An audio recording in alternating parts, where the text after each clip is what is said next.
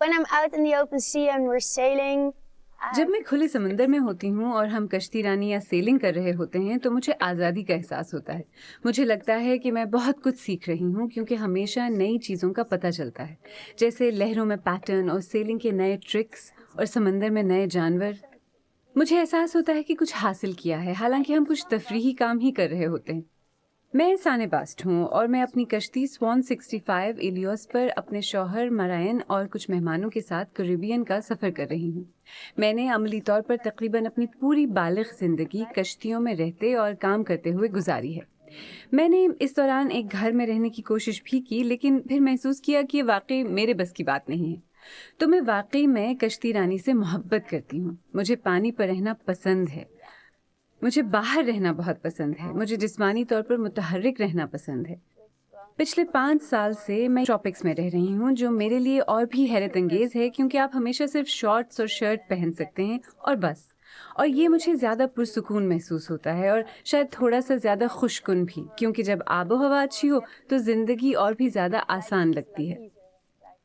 میں اور میرے شوہر مستقل طور پر کشتی پر رہتے ہیں اور ہمارے لیے یہی زندگی ہے. میں اس کا کسی اور طرح سے تصور بھی نہیں کر سکتی.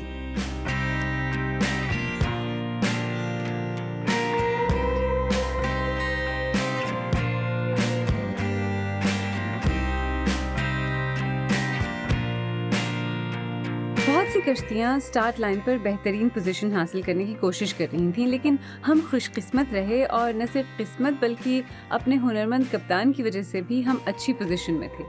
سو ہم نے بہت اچھا آغاز کیا اور پھر ایک لمبی ڈاؤن ونڈ سیل یا براڈ چل جس میں اتنی ہوا نہیں تھی. سو مجموعی طور پر ہم فنش لائن تک پہنچ گئے اور آج دوسرے نمبر پر آئے جو بہت اچھا تھا.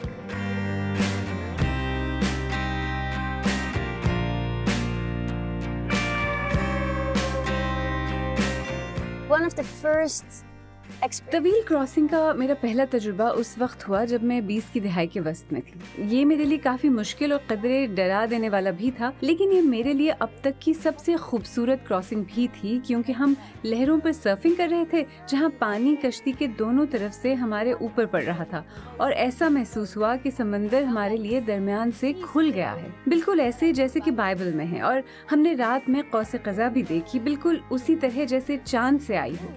اور ہم نے 200 ڈالفنس بھی دیکھی، 200 ڈالفنس کا ایک جھنڈ جو ان بڑی لہروں پر کھیل کود کر رہا تھا.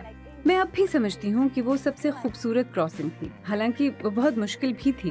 تو شاید یہ زندگی کا ایک سبق بھی ہے کہ آپ جو مشکل ترین کام کرتے ہیں وہ سب سے یادگار بھی ہوتے ہیں.